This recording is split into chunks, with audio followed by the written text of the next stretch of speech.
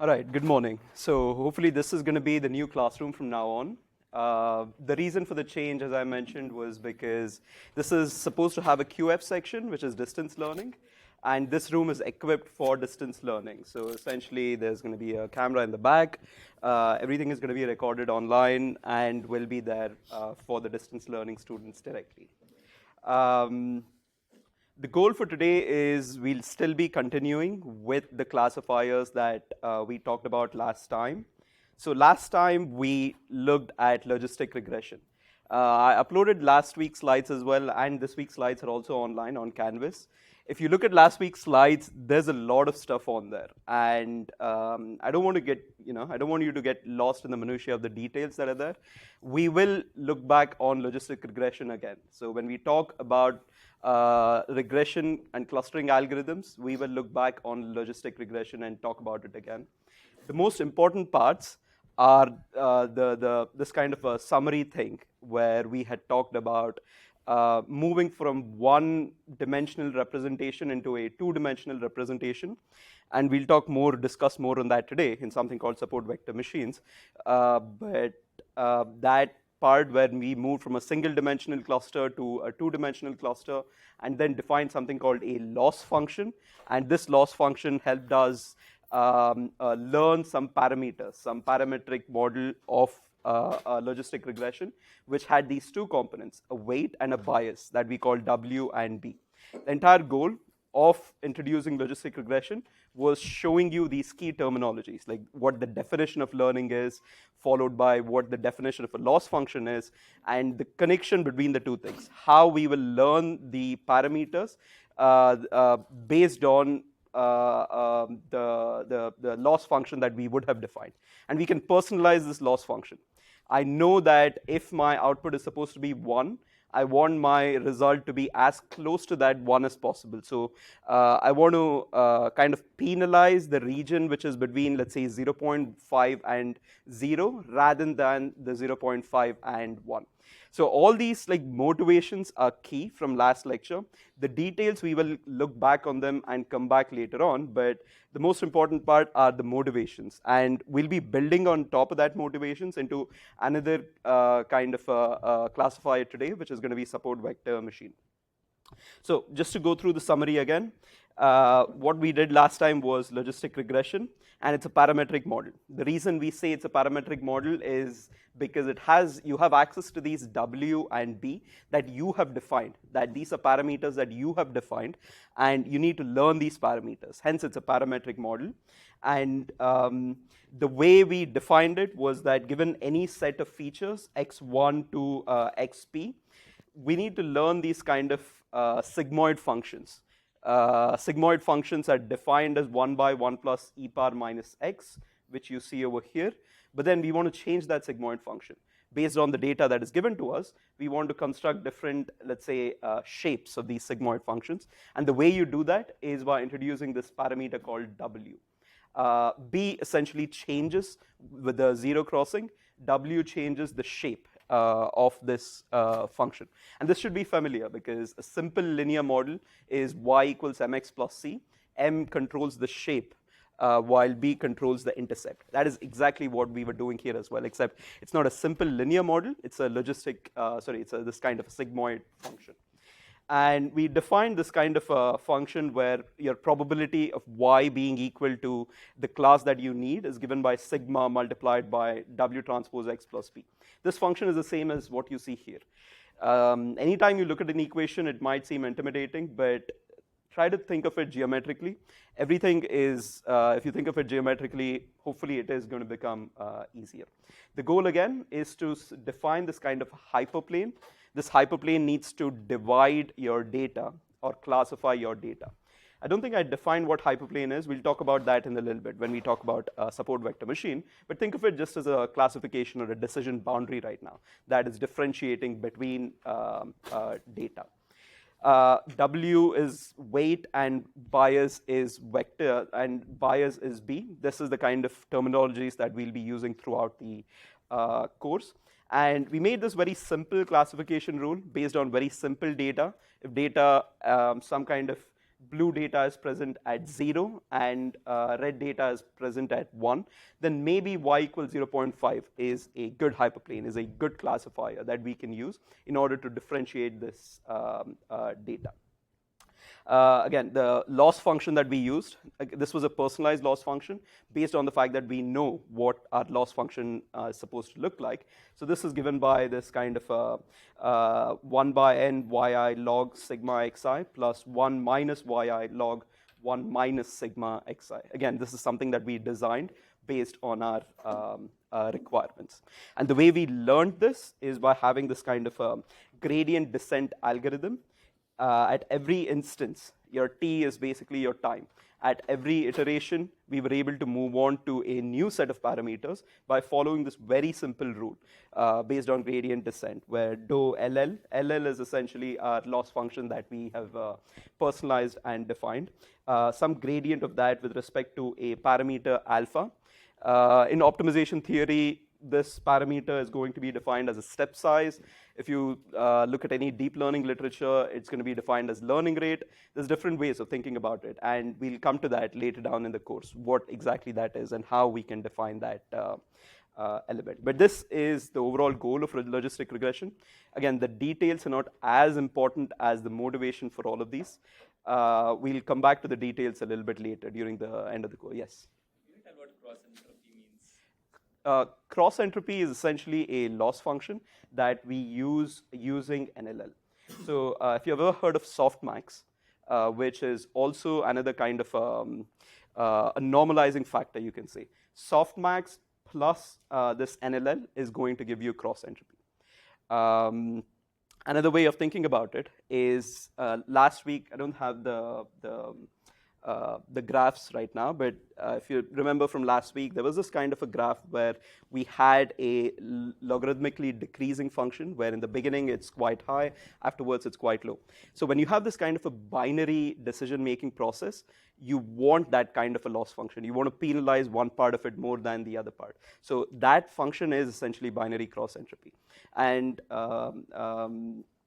again, in this course, we look at it as negative log likelihood plus softmax, but there's another way. From an information theory perspective, it's from an entropy. So the amount of surprise, the probability that you have within the output is basically what entropy is. And then you create entropy between two data points. That's where the cross entropy comes from. And when you're doing it across just two with this thing, it's like binary cross entropy, the way it's defined. But in this course, I think it's easier to think of it as softmax plus this negative log likelihood. So normalizing factor plus negative log likelihood is cross entropy loss. Any question here?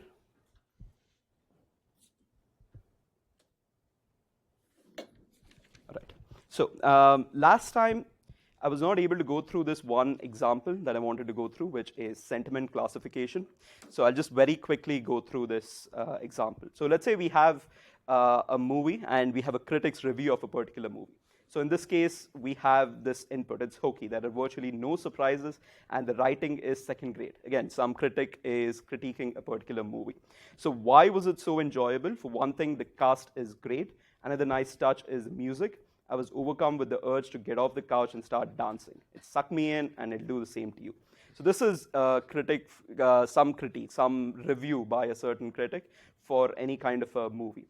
The goal for machine learning algorithm is to classify whether this person liked the movie, whether this person found the movie enjoyable or not. So you can think of two classes here. One is a positive 1 class, and another one is a negative 0 class. So how do we define or understand how to do this kind of a learning classification on this? Let's start by defining features. In this case, there are 6 features that I'm going to define. Again, I'm personally defining these features. One of those features is going to be count positive words. In other words, given this paragraph, I would have to count the number of positive words that exist in this paragraph. X2 is going to be counting the negative words. X3 is going to be if no is present or not. And X4 is going to be this kind of first and second pronouns that will exist in this. X5 will be if an exclamatory mark is present, and X6 is going to be the number of the word count. Now, it's very intuitive to look at all these features and think that, okay, it makes sense in all these cases, right? Because you have positive and negative words. You have this kind of, it makes sense. These two are nice features. If you have positive words, it's good. If you have negative words, it's bad. And if you have no in the text, maybe that's a bad sign. Number of pronouns that are there, if a person repeatedly refers to themselves, then that means that you have this access to that, they like this movie very much. That's why they keep talking about it from a first person point of view. Again, exclamatory mark means that hopefully it's usually good. And the word count as well. If you like the movie, you probably are going to use a lot of words in order to create this kind of review. So essentially, you start, the simplest thing you can do is fill in these features, right? Count the positive words, which is going to be x1 in this case, and apparently there are 3. x2 are negative words, there are 2. If no exists, yes, no does exist, and there's one such no. The first and second pronoun, again, different colors is giving you different results. And this table is showing you the number of features that exist within the number of user-defined features that exist within this particular review. So based on these set of features, I can make a classification as to saying whether this person liked the movie or not. So here I'm making a very important assumption. I'm actually assuming the set of weights. Everything that we discussed before was about how do we learn these weights. Right? Given 10,000 different reviews, we can learn this weight. But given this simple weight, just this one paragraph, I'm just telling you this is the weight. So you can think of this as kind of an inference or a test case scenario where the weights and bias has already been given to you, and your goal is to use this weights and bias in order to generate the output. If that is the case, then this weight is given by this 2.5 minus 5 minus 1.2. And again, hopefully the sign and the numbers should make sense to you as well. Any positive things is going to be like positive here. So plus 2.5, plus 0.7, plus 2, plus 0.5. Any negative, for instance, negative words and no being in the text is going to have minus 5 and minus 2, 1.2. The sign indicates what kind of, whether it's positive or negative, which class is it influences towards, whether it's a 1 or a 0. And based on that, all you would have to do is just plug it into the formula. You're given W, you're given B. X is something that you have found out within the feature space, and it's a simple mathematical equation that gives you the result. Again, sigma is 1 by 1 plus e power minus x, W transpose x plus B. If you put it into that equation, sorry, I'm not finding my cursor. Yes, it's here. So you get the answer as 0.67. Very simple. It's just, this is the kind of logistic regression that you'll have at inference. When you're training, the goal is to actually learn these set of weights. This is something that you would have learned based on, let's say, 10,000, you're given 10,000 reviews. And among all those reviews, the count positive words, the importance of that particular feature was worth about 2.5. The importance of negative words was worth 5 in the opposite direction, or for the other class, for the 0th class. That's why there's a minus 5 associated with it, and so on. When learning these weights, it's essential to know the sign of this makes a big difference in terms of which class is being calculated or not. And the good thing about binary classification is that, if you get 0.67 for one class, it's 1 minus the other one is the other, because we are always looking at it from a probabilistic point of view, and P of A plus P of B is equal to 1 if A and B, in this case, are binary outcomes in this case. So that brings us to this kind of a classifier comparison. A lot of these columns may not make as much sense to you right now, but we'll go through them and try to understand. So across the course, across at least classification, we'll keep bringing this back and showing these kind of columns. So look at the first column here. The first column, sorry, is all the methods that we have looked at. The second one is some kind of assumptions on feature distance. In most cases, we have not made any assumption on the type of features, except in naive Bayes, where we said that they're conditionally independent. In other words, all my features are independent of each other is something that we explicitly assumed in naive Bayes, so that we can take that joint probability and marginalize it into 2 separate probabilities. All that does not exist within any other classifiers that we'd see.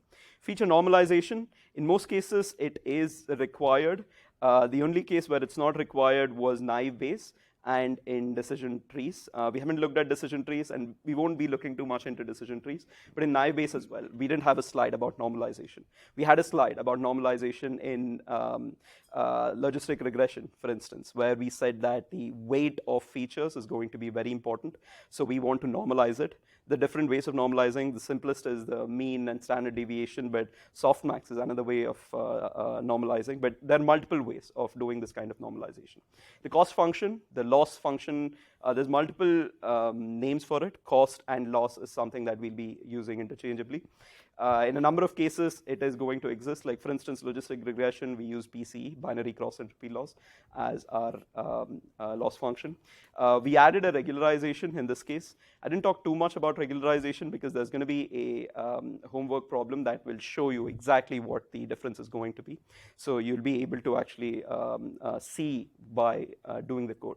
That brings me to homework number 2. That should be online sometime today, so you'll be able to see homework number 2. Again, homework number 1 was very easy. The goal of homework number 1 is to get you familiarized with just the tools that we'll be using for the class, but homework 2 is where the actual thing begins. You'll have about 2 weeks to do that, to complete homework number 2. The other part here is linear classifier. Yes, it is linear. This is going to become more clear when we show what nonlinear classifiers are, so I'll just hold off a little bit on talking about linear classifiers.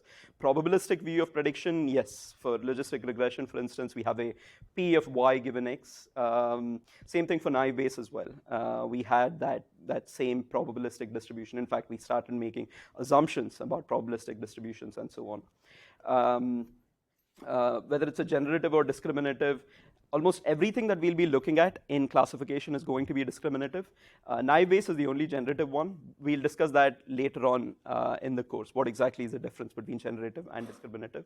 But essentially, you can think of discriminative as the goal is to discriminate or classify between data. In generative, the goal is to understand the probability distribution from which data comes in, so that new data, you can create new data at inference, which is essentially what things like ChatGPT and other things, DALL-E do. They're creating new data because they understand the underlying distribution that exists. They're not just simply classifying, they understand the underlying distribution. Parametric, non-parametric, if there's a W or B or any kind of a parameter involved within the framework, then it is going to be parametric. And overfitting, this is another thing that we will discuss later on when we come to neural networks. So with that, decision trees, we're not going to look at decision trees. There's not much time we can spend on decision trees. All you need to know is that it exists. And the basics is something that is hopefully very easy. It's essentially an if else statement. So we saw this particular example, I think, in the first and second week of actually just the first and second lecture of the course, where given the sunny, temperature and humidity and windy as our 3 features, we were able to decide on whether you were allowed to play or not. So based on that, your outlook, humidity, windy, you can create decision trees. The difficulty in this is knowing which is a dependent and independent variable, but we're not going to talk too much about it. And in this case, for instance, like sunny and rainy, overcast are 3 important things. You see that whenever it's overcast, it's always going to be a yes. So that, it's not dependent on anything else. But humidity is dependent on sunny. If it's high versus normal, your output is going to be different. And same thing with rainy. That is, windy is dependent on if it's rainy, and then if it's true or false, it'll be yes or no. Again, we won't look too much of decision trees in the course. You just need to know that it exists, and the difficulty in this is the independent and non-independent variables. With that, we come to support vector machines, SVMs, which is the most important part for today. SVMs were one of the most researched topics back in the 90s and 2000s because, as you'll see, it has a very nice theory behind it, which gives you a very good theoretical understanding of what classifiers should be, what the properties of classifiers are, what we are looking for, and it gives a very nice mathematical way to obtain this kind of properties within the classifier framework. So in terms of what we'll be doing for support vector machines, we'll start by discussing what linear separating hyperplanes are, followed by all these other things that we'll discuss consequently today. So let's start with linear hyperplanes. I mentioned hyperplanes before, but I never talked about it. So if we have single dimensional data, just 1D data, the way I'm going to create a classifier is by just taking a single line. Right? So if you have 1D data, blues between 0 and 0.5, and reds between 1.5 and 2, I'm going to take a single line at 1 and say that this is my classifier. If my data is two-dimensional, if I have x and y in my data, then what I do is I'll have a plane, a three-dimensional plane that separates this data. So, your classifier in one-dimensional was a line. Your classifier in two dimensions was a plane. And this keeps on increasing. So instead of having different names for a higher dimensional classifiers, we just simply call it a hyperplane. So on the left-hand side is a line. If your data is in a single dimension, two dimension, and this is in three dimension, this is how it's going to look like, right? So anything in greater number of dimensions, we are just going to call it a hyperplane, not giving it separate names, but just simply calling it a hyperplane. We can only kind of visualize this in this 3 dimensions because that's how our brains work. But essentially, anything above that, you can think of it as hyperplanes if it were possible to define it. Yes. Need to have also a 3-dimensional hyperplane. It's usually k into k plus 1. It depends on what kind of data we'll be looking at. So I'll show you down the line how 2-dimensional data that is completely non-separable will have a 3-dimensional plane. So if you look at this, for instance, you'll think that a 3-dimensional data will have 3-dimensional output, like a plane here, right? But in a lot of cases, this dimension is not, this data might not be separable. So it's very hard to say what the dimension of your hyperplane is. So we'll come to that case down the line. But for now, you can probably, yes, you're right. You can think of it as 3-dimensional, will have 3-dimensional for now, but down the line, it's going to be different. So let's talk about linear hyperplanes. What do we mean by a linear hyperplane?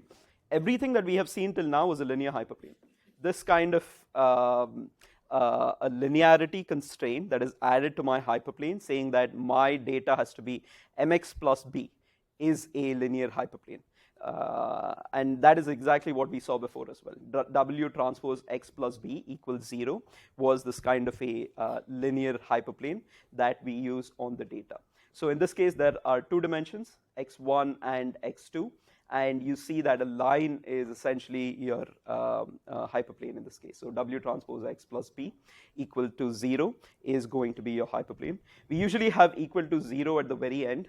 We usually add a bias to make the right-hand side 0 because we want the intercept to be 0, or we want the classifier to pass through 0 because that helps us in the mathematical equations later on. That's why instead of just saying W transpose equals to b something, we add a b on the left-hand side to make it 0. And the idea of linearity is because of this. You have W that is just element-wise multiplying the x. So that is the definition of how we define a line, a linear plane. Another important factor here is how W can be defined based on this hyperplane. So if your hyperplane is this black line, hopefully you can see my screen, this cursor. So this black line is going to be the hyperplane. W is a vector that is going to be perpendicular to it. Because if you think about what cost function is going to be, we'll discuss that later. W transpose x, which is an inner product, plus some intercept is equal to 0. If you're not familiar with inner product, it's this mathematical concept that we use in linear algebra to relate two vectors to each other. So multiplications of two scalars is very simple. 2 multiplied by 3 is going to give you 6. But when you think of vectors, there's a scalar number, which is this kind of 2 and 3, and there's a directionality associated with it. So what you need to do while you're doing either multiplication or addition, you need to consider the angle between them. And usually we think of it as a cost function, cos theta. So it's like a b cos theta is the way we do it. And the space in which this inner product works is the inner product space where you have this kind of a W transpose x plus b. This part will come later on down the line when we actually discuss the maximal margin classifiers. But essentially, you need to know that W in this case is something that is perpendicular to the classifier. If it were not perpendicular, then I would have had a W transpose X cos 30 degrees, cos 60 degrees or something here. Instead of that, we make a very simple assumption, which is that W is is perpendicular to my hyperplane. So what exactly are we trying to do with support vector machines? Look at this kind of data that exists here, and this blue and this red data. There are multiple different classifiers that are possible in this case. All of them are linear, right? There's not there's no weird shapes that exist within this classifier. All of them are linear, simple lines. In this particular case, the goal is now to see, okay, which is the best classifier. And in logistic regression, our only goal was to get like the perfect classifier in terms of accuracy. All I wanted from my classifier is that all blue points were in one class and all red points were in another class. So there was a nice separation between the two. That was all my goal in logistic regression was. But when we come to support vector machines, we'll have another goal, which is the width of my margin, which I'll talk about in a little bit. Another case that we'll be using SVMs is in this kind where there's no linear hyperplane that is possible. So if you look at the third figure over here, there's no simple linear plane that will differentiate blue from red. And this is where support vector machine helps us. So let's start by thinking of this idea of maximal margin classifiers. The goal for now is to try to understand the properties of classifier. It's not just getting a good accuracy, it's having this maximum margin between our data. So our classifiers need to have a large margin between them. So our first goal, of course, is to develop a classifier that will correctly classify test data given some kind of training data. So let's just say that we are able to do this, that we are able to very easily classify and construct hyperplanes that are going to be separate. So in that particular case, this algorithm or this equations hold.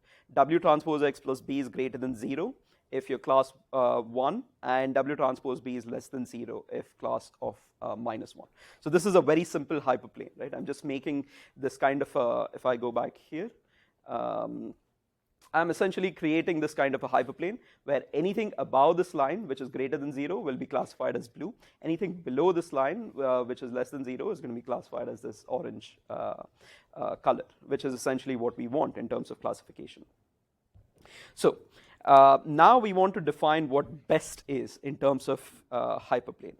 And for us, we want that to be maximal margin. We want the margin between our hyperplane and the data to be as big as possible. In other words, we want to kind of increase this difference between XA. Let's start with just thinking about 3 data points. We have XA, XB, and XC. XA and XC are the blue points, while XB is a red point. We want to have a maximum separation between XA and XB based on this classifier that exists. And that we're going to call a maximal margin hyperplane. It separates hyperplane that is furthest from any training data, which in this case, if you look at all the data points, all possible hyperplanes, you'll see that this black hyperplane here is the one that is furthest from all training data. So this is a very important property that we want from our classifier. We just don't want it to classify properly. We also want it to be the furthest away, the highest distance away from data. By the way, the XA, XB, XC, we are going to call them as support vectors, and that's where the name support vector machine comes from. The data points that we'll be using in order to construct this hyperplane are the support vectors. This also means that we won't be using all our data in order to construct this kind of a classifier. We'll only want to select certain data points that we are going to call support vectors, and we're going to select them based on the fact that we want to create a hyperplane that is furthest from them. So even if you have 10,000 data points, Our goal is to select just these 3 data points. Of course, I'm giving you a toy example here, but our goal is to select these 3 data points that will give you this kind of maximal distance between a hyperplane and each of these support vectors. So the way we define our best is highest width and highest accuracy. Width is, in this case, is the highest margin. So let's start by looking at what the width of our maximal margin classifier is going to be. We're going to start by making a few assumptions. In this case, our equation is pretty straightforward. W transpose x plus plus b is greater than 0 is something that we had before. But now it's not greater than 0. We want to have some kind of a margin between our hyperplane and all available data. So I'm going to take this margin to be 1. Again, this is an assumption that we are making. Our margin, even though we're not given any units, we'll just say W transpose x plus plus b is greater than or equal to 1. X plus belongs to the blue classes here, which we'll call class 1, and x minus belongs to the red classes, orange classes here, which we're going to call as class 2. So instead of it being 0, now we have plus 1 and minus 1. Hopefully this movement that we had from previous one to this is clearer. The only reason we have 1 and minus 1 here is that we are inducing this kind of a margin. We are trying to make sure that there is an available margin between our hyperplane and our data points. So in this case, plus 1 at blue and minus 1 in the orange data, right? So and based on this very simple assumption, I already have what the margin, yes, sorry. If the points were like half as close, would they be like 0.5 and negative 0.5? No. It's still going to be 1 and minus 1 because we are just making this assumption. We're not giving you a unit saying that this is 1 centimeter, 1 millimeter. It's just that the nearest distance to the support vector is going to be 1 and minus 1 on the other side. So the actual distance does not matter. Right now, we're just dealing with from a very abstract mathematical point of view. Every support vector is going to be 1 unit away from my hyperplane, either in the positive direction or in the negative direction. So if that is the case, then from the figure, it's XA, XB. So another thing I want to state here is that we chose XA and XB to be these 2 points, and that's a very arbitrary consideration at this particular point. I'm just choosing XA, XB over here, and I'm saying that the distance between them is XA minus XB transpose W equal to 2, which in this case, 2 is because 1 plus 1. Your margin from this margin, it's 1 unit away. Another margin, the bottom margin is 1 unit away. Or sorry, the bottom, is 1 unit away. So the distance between wherever XA and XB is 2, which we see on the right-hand side. And the left-hand side is essentially your distance in vector space, which is AB cos theta.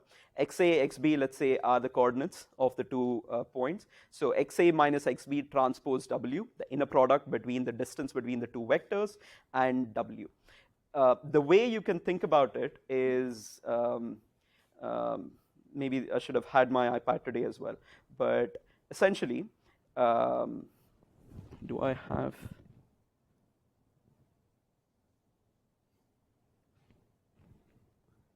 I don't know if this works or not. Apparently it does. So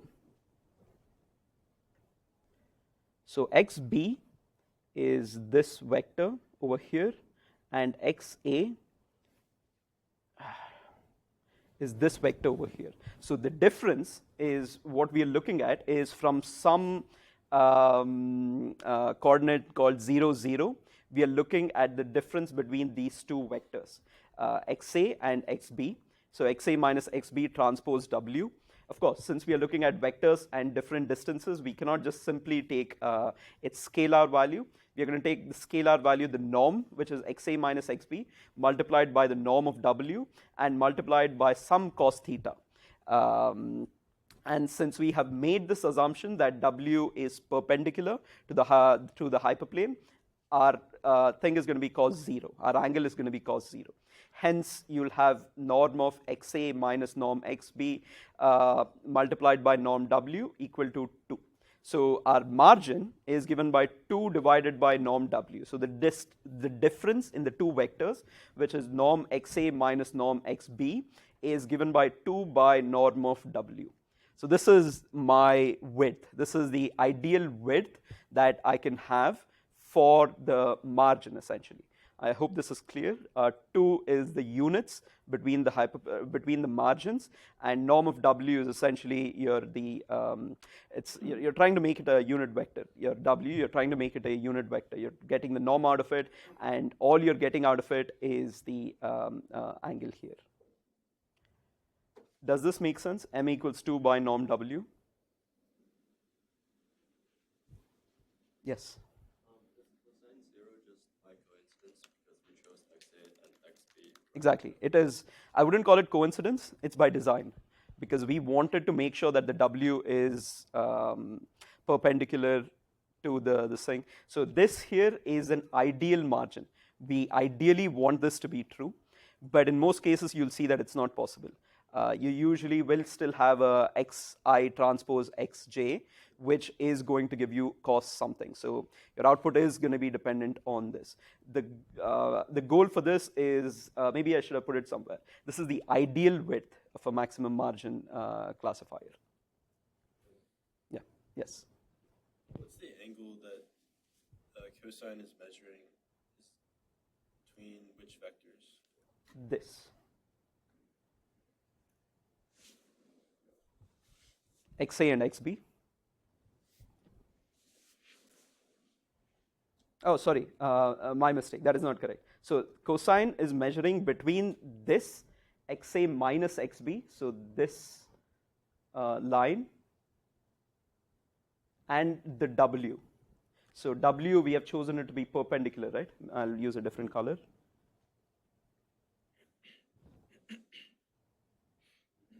Blue.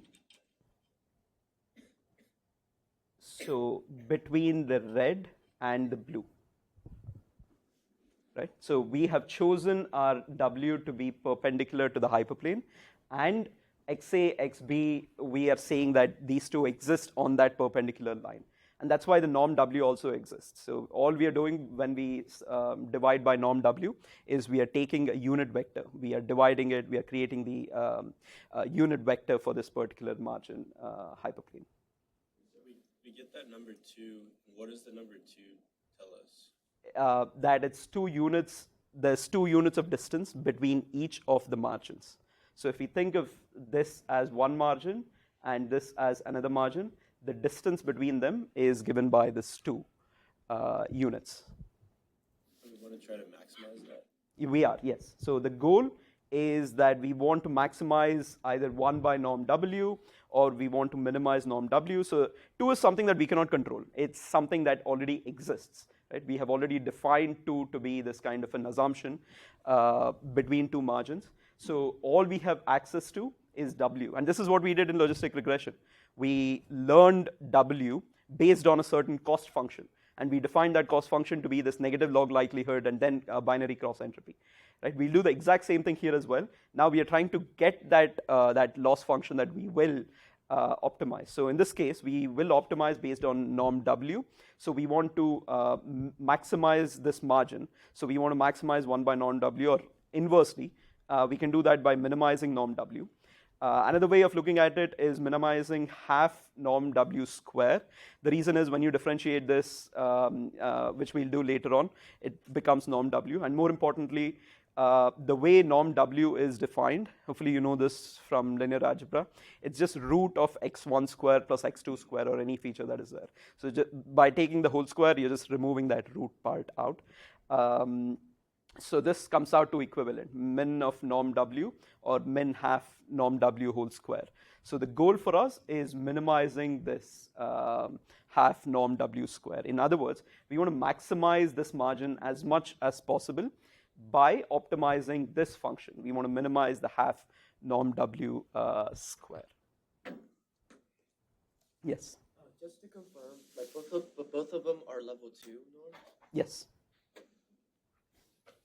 In this case, we can define it in any way. In a product space, we are choosing a Euclidean inner product space in order to get this. So in that case, it has to be an L2 norm.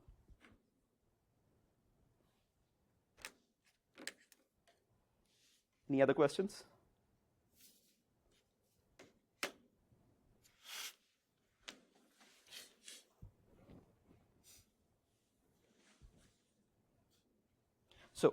how do we, so that is one property, right? So if we think that, again, going back, what are we trying to do? We are trying to find the properties of classifier. We have defined one property, which is the margin, and we want to maximize this margin as much as possible. If we just go back and try to maximize this or minimize this equation, it's actually a very trivial solution. If you want to minimize W, we just make it 0.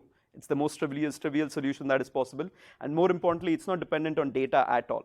Right? There's no X, there's no training involved in this case, but there's no features involved. So in this case, this is not a sufficient algorithm. This is not a sufficient cost function for us to try to optimize in this situation. It has to be dependent on something else. And the other thing is also very intuitive. We want the accuracy of our maximal margin classifiers to be there. We want our classifier to be able to differentiate between data. To have a correct data, the blue data being clustered correctly on top and the orange data clustered properly at the bottom over here. We want this to be true. The accuracy has to be high.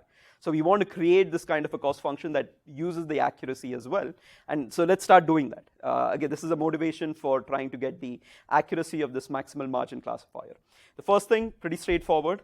We'll be using the word perceptron later on during this class or next one, but essentially you'll have W transpose X plus B greater than 0, W transpose X plus B less than 0.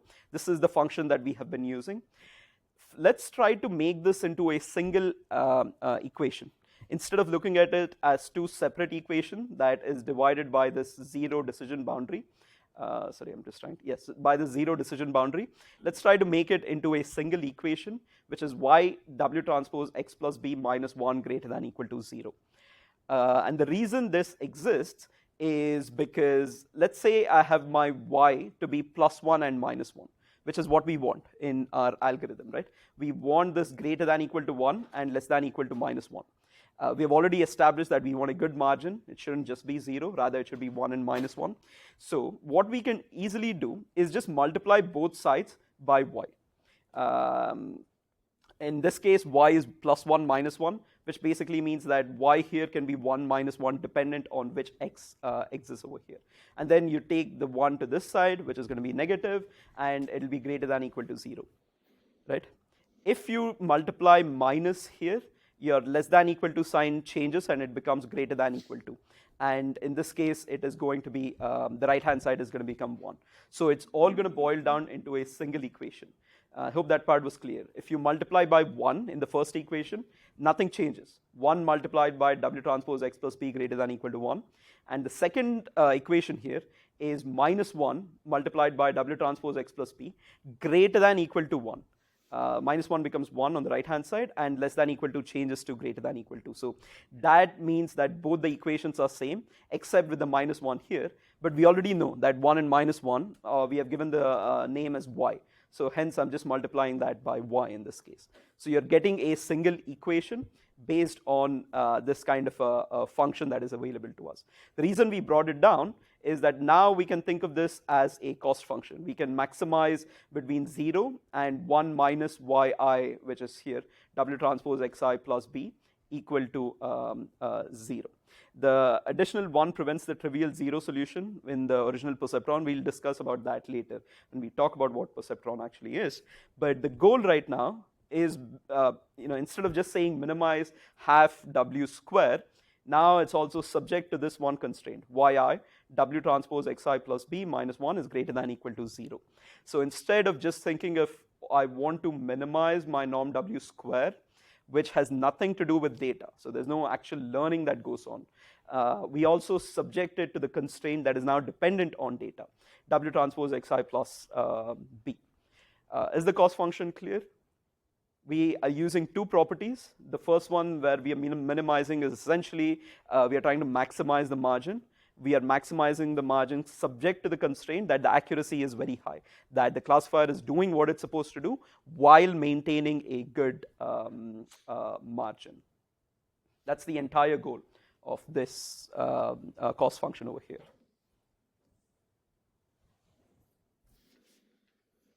If there's no questions about this, then this is essentially the summary. Y W transpose X plus B minus 1 equals greater than equal to 0. which gives me these two cost functions, minimize subject to something. Hopefully you have seen, and by the way, this is called the margin perceptron cost.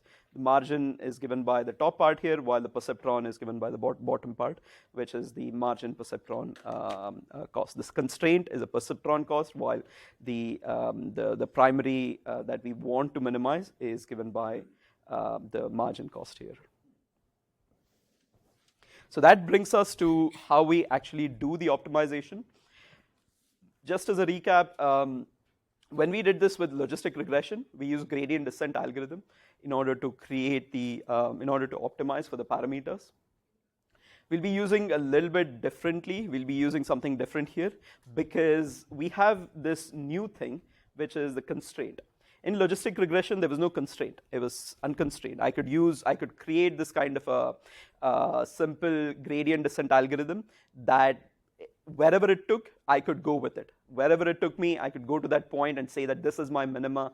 I can use this in order to make my solution. But in this case, we have this constraint, which is subject to yi w transpose xi plus b. Based on this particular constraint, I now need to say whether the minima that I obtain is good or not, or it's feasible or not, is probably the right word to use. So we can't use a simple gradient descent algorithm in order to get to our solution. Rather, we have to have a more, there are methods in something called constrained optimization that allows us to do this. And one of those methods is called a Lagrangian multiplier. So I don't know how many of you are familiar with Lagrangian multipliers. It's fairly complex, but we won't be going deep into the math. Again, this course is more fundamentals, so everything you need to know is going to be within the slides itself. But if you're interested in seeing more of it, in the course content, there are these kind of references that I've put in, where you can go through and look at those references to learn a little bit more. But everything you need to know for the course, in the next 5-6 slides, we'll cover that. So let's start with looking at what Lagrangian multiplier is. Very simply put, it's going to take the constraint and put it within the cost function. As simple as that. So you have your L, you should have minimized the half norm W square. Now you're doing it in a way that you're adding this kind of a constraint. Your yi W transpose xi plus b is now part of your multiplier over here. You're multiplying it by something called alpha I. Again, I is the element, the data point. If there are 10,000 data points, then this is going to be sigma I equals 1 to n, alpha I, yi. So wherever you see the subscript I, it's the data point that, the training data point that you have. I'm going to add this into my primary cost, which is the half norm W square. And from this point on, I'll be using something similar to gradient descent. Going from just the constrained optimization to this equation is not simple. I'm just saying that you're multiplying by a Lagrange multiplier and doing this, but it's not just that. There's a lot of other things, KKT conditions, multiple other things that exist. But again, we're not going to be going through that route. Rather, I'm just saying that based on these Lagrange multipliers, I'm just putting it into my cost function. And once there, I'll just take a simple gradient. This is what we did in gradient descent as well. We took a simple gradient, and there we updated the weights, but in this case, we are trying to find an analytical solution. We are trying to find the point where your zero exists in your gradient. So that is obtained when you have dou L by dou W, and you kind of equate it to zero. So that will give you an analytical solution for W, which is a parameter we are looking for. Same thing for B as well.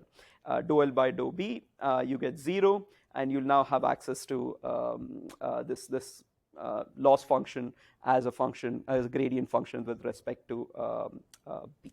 Now what you can do is simply plug these values back to the original equation that you had, and you'll have access to this big scary looking equation over here, which is at the bottom. There's nothing much to explain. Literally all you're doing is plugging it back.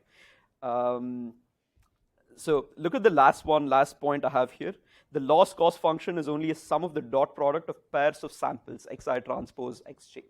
So in the beginning, what you're doing right now is, if you had 10,000 data points to start off with, you're taking 2 data points at every instance and calculating this loss.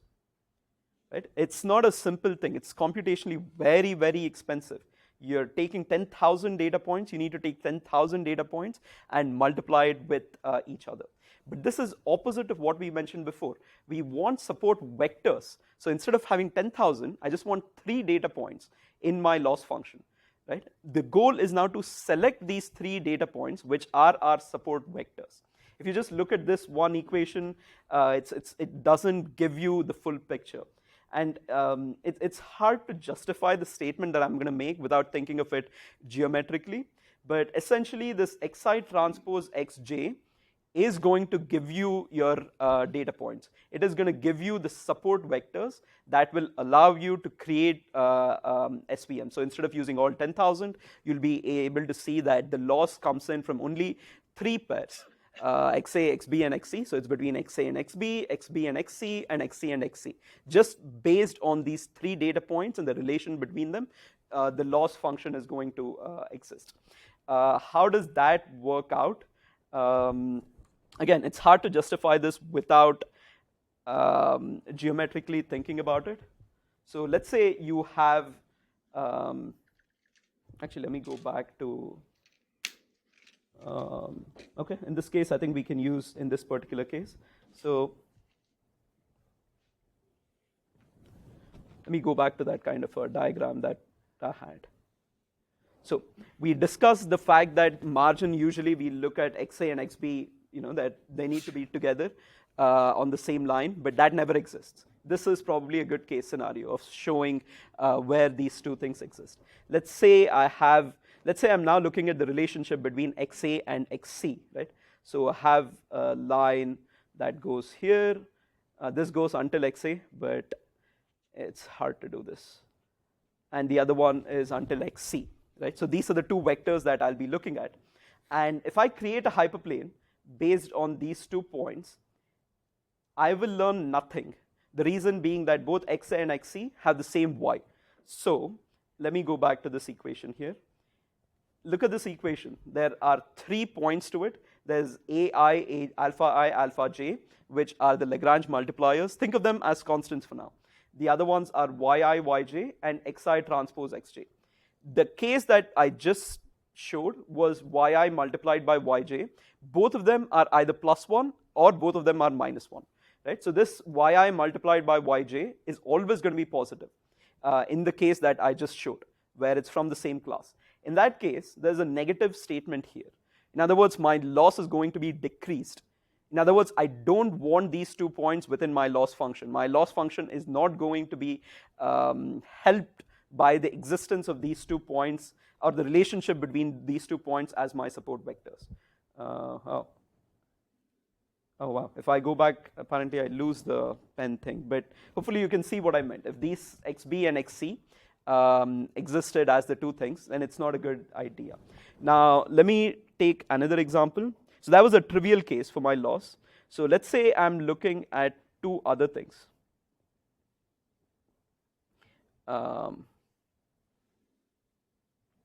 This point over here and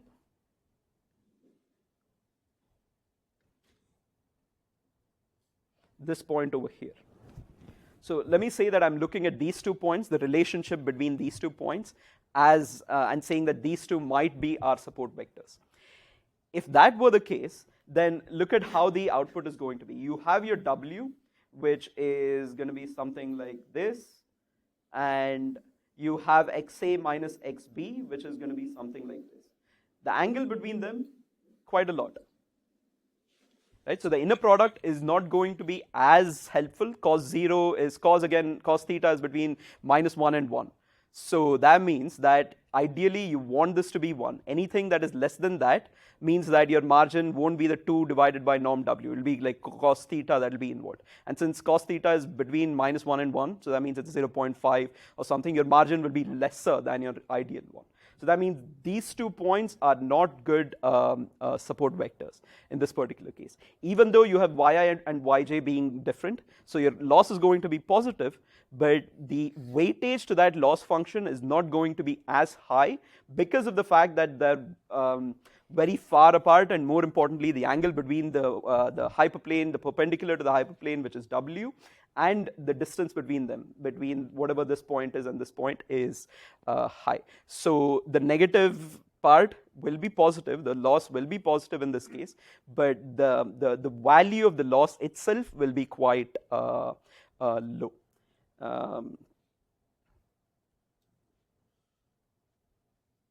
So I was essentially talking about this, even though yi, yj are opposites. So it'll be minus yi plus yj. So minus multiplied with minus and it'll give positive, or it'll be plus yi minus yj, and this will be positive.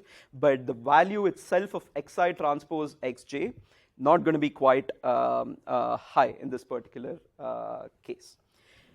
The last case is going to be, or maybe not the last case, but when it's looking at all possible combinations, it is going to now look at, let's say, these two things, xb, xa here, and xb. Right? In this particular case, now it will look through your data, and I mean, it might be, it's still not ideal, of course, because you don't have that much data. We're just looking at xa and xb here, but it's better than before. Xa minus x, better than something like this and this. This xa and xb are better. So it contributes more towards the loss function, making sure that these two are support vectors compared to something like one here and another one here. So an inbuilt feature of the loss function you have created is that you're looking at the loss function from support vectors, which are the ones closest to the decision boundary, rather than the ones that are furthest from the decision boundary. And the reason you were able to do this is because you have that minimize norm 1 by norm w square within the framework that you'll be using in order to create this kind of classifier. Again, just by looking at this loss function, it's very hard to try to understand it mathematically. But if you think of it more from a geometrical perspective, it might get easier. Of course, there's other cases, other scenarios that you can go through. What if both your xa, xb are on a single line? What if they're like very close together? The angle between them is very less. It's easier, right? So look at this case, for instance. So another very important thing, I'm not sure I mentioned, is the inner product now is not between xa minus xb transpose w, but between xi, xj. So, oh, this is gone again.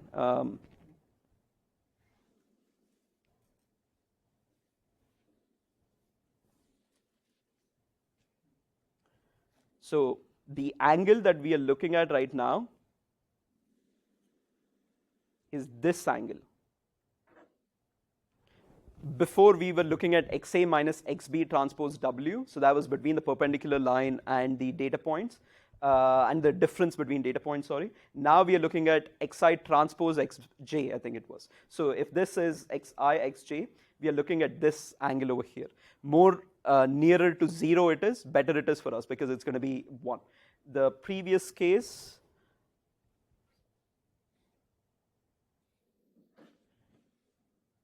is something like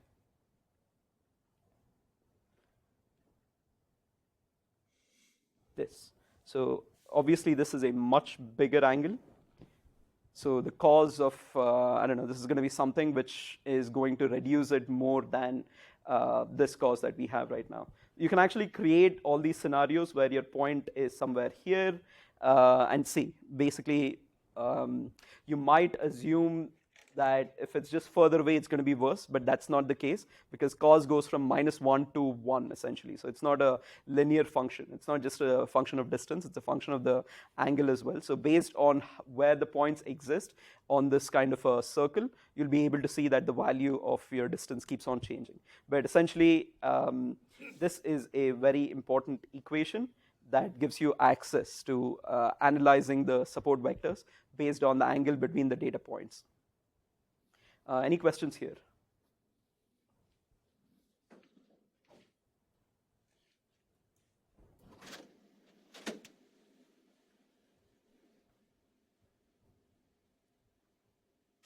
So this optimization, there are a number of solvers out there.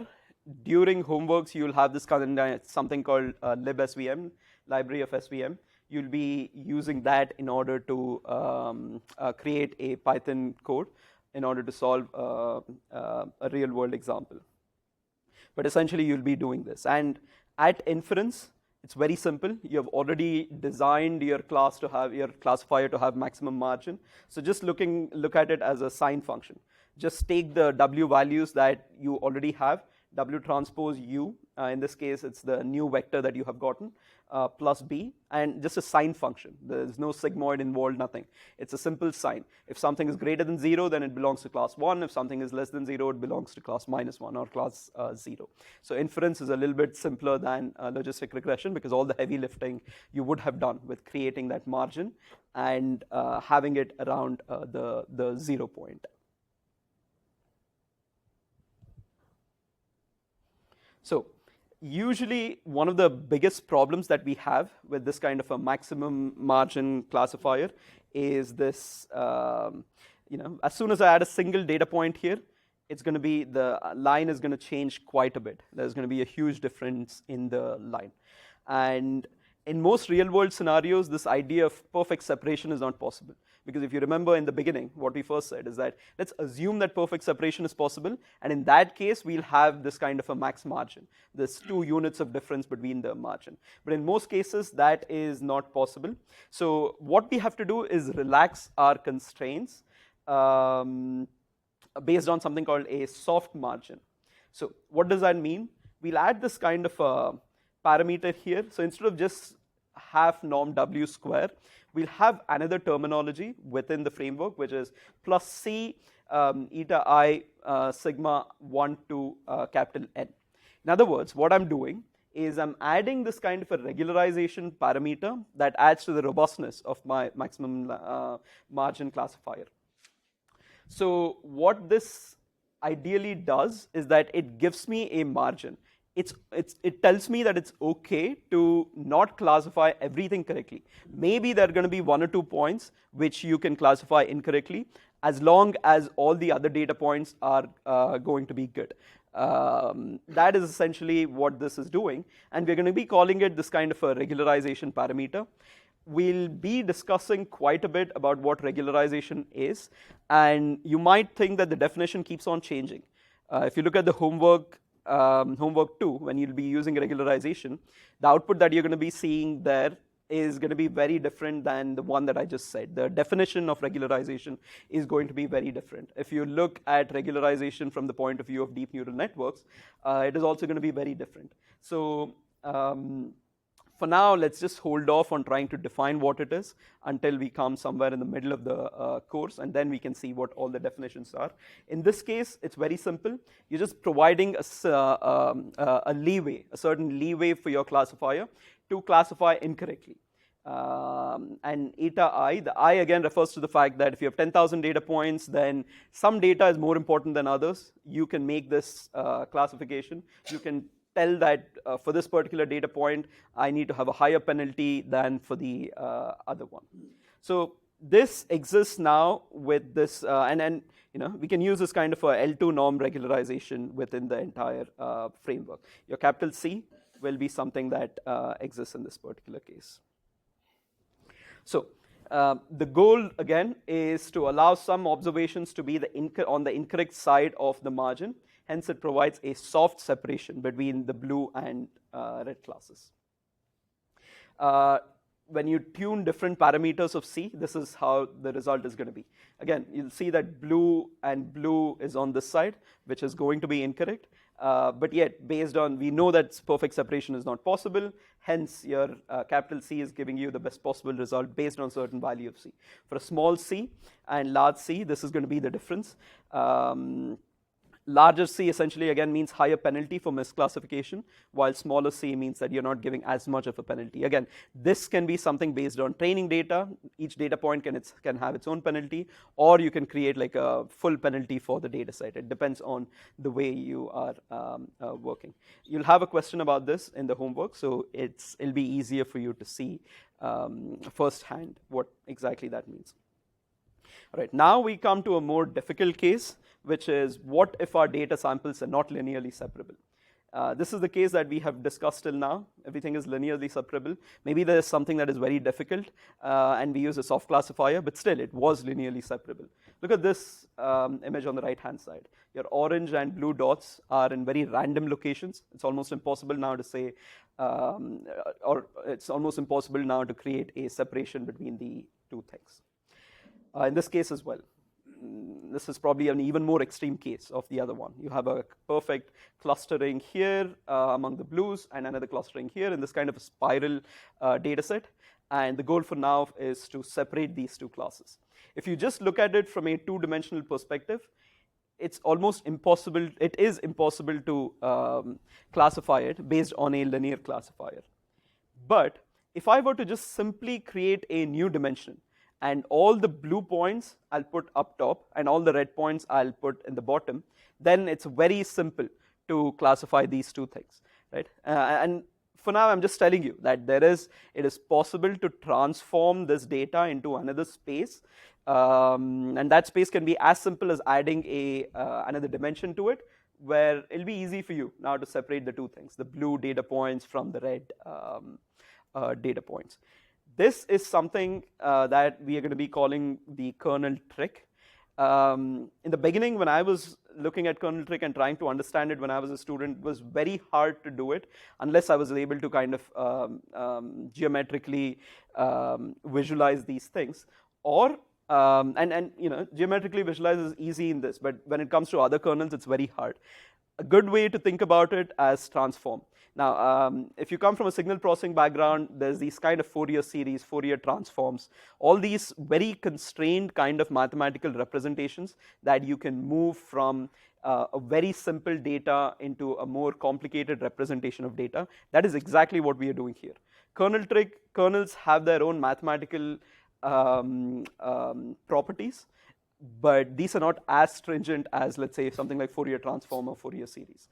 So you're just transforming from one data dimension into another data dimension. So instead of just taking xi transpose xj, it's going to be phi of xi transpose phi of xj. So some function on the data, and then put it into the SVM framework. So instead of having xi transpose xj, you transform it beforehand. And it's very simple, right? Your data points, you're not doing anything within the optimization framework. Even before you use the data or your features anywhere, you just transform it by some predefined function, which is phi of xi transpose phi of xj. And the notation we'll be using is kxi xj. It's pretty common that we'll be using this, which is going to be phi xi transpose phi xj.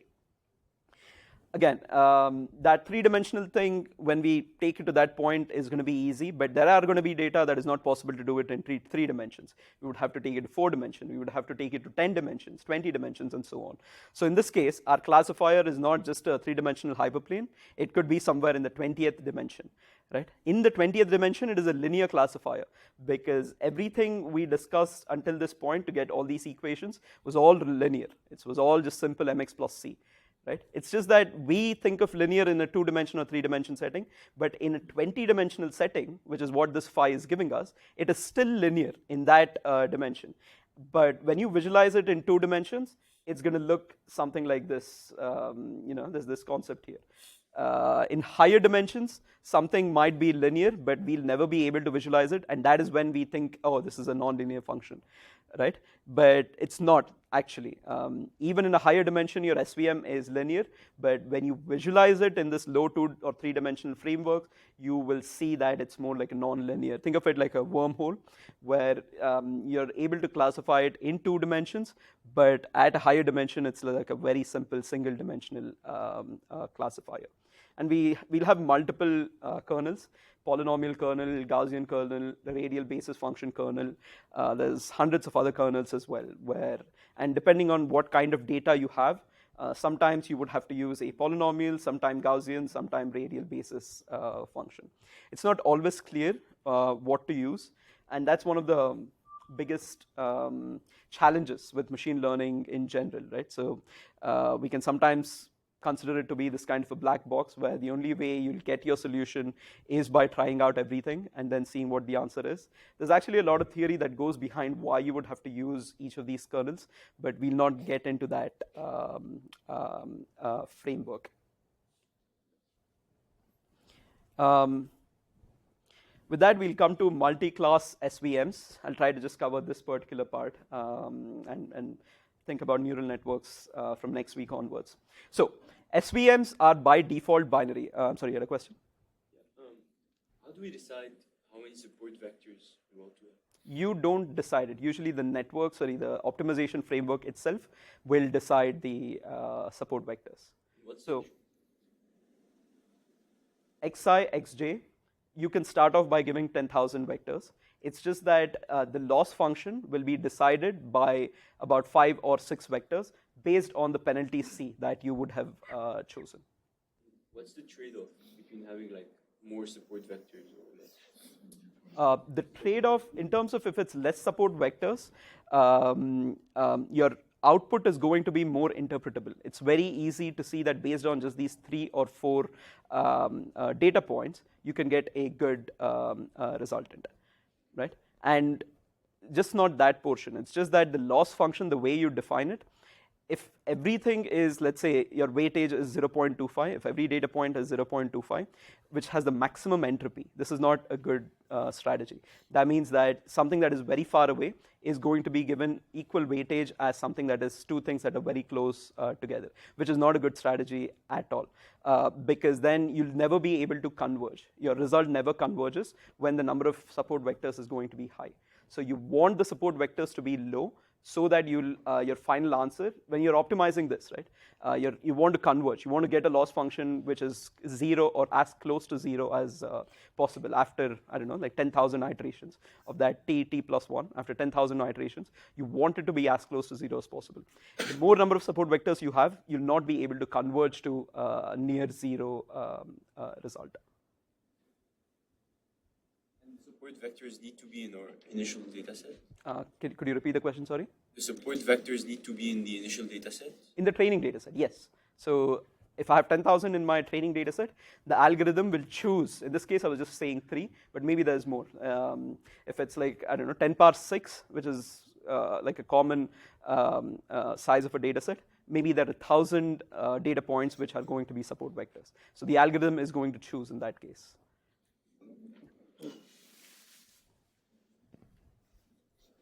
So multi-class SVM, everything that we talked about was binary. That is a one-to-one classification. A simple way of doing for multi-class, if we have 10 classes, like the MNIST dataset, is just have a 1 versus all. So if we have, this is from the IRIS dataset, and this is like one of the solutions from your homework number 1. This is what the visualization needs to look like. So if you have this kind of a dataset, you can make 3 different classifiers, 1 versus all, your red versus these 2, green versus the other 2, and blue versus the last 2, right? You can create 3 different SVMs, and then the class with the largest confidence, again, it's a probability, you can take that as your output. So that's one way, 1 versus all strategy. Another one, and the problem with this is unbalanced data. What I mean by unbalanced data here is the amount of data. If I have 10,000 points in my red region and 10 between like green and blue, then more often than not, it's going to be dominated by this 10,000 data point classifier. So everything, all your classifiers, if you think of xi, xj, if you have 10,000, then you're always looking at the 10,000 with each other. It's not very apparent, the other just being 10 and 10, it's not very apparent for the classifier. So it's going to be overfit to this one red region because of the fact that the data set is unbalanced. In order to alleviate that, we'll have a 1 versus 1 classifier. You're just going to be looking at red versus blue, then red versus green, and then green versus blue, right? So in this case, you'll have 2 classifiers with 10,000, but there's going to be another one with the 10 cross 10 classifier as well. So it kind of reduces the, and at the end of the day, your class, you're going to choose it based on majority vote. So it reduces the problem of having multiple of unbalanced data, but the number of classifiers is going to increase. Before you just had like K classifiers, now it's a K choose 2, KC2 framework. in which case it's very hard now to, it's computationally very expensive.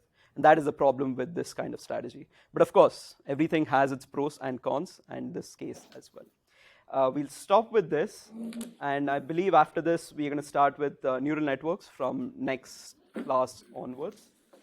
But yeah, that is the end of this class. Finally, I think I forgot to mention, we have a participation that I need to do. Just log into Canvas, and if you look through some of the lectures, it's going to be recorded in Canvas. So I'm going to use that in order to make a vote of participation for ECE. But yeah, that's it for today.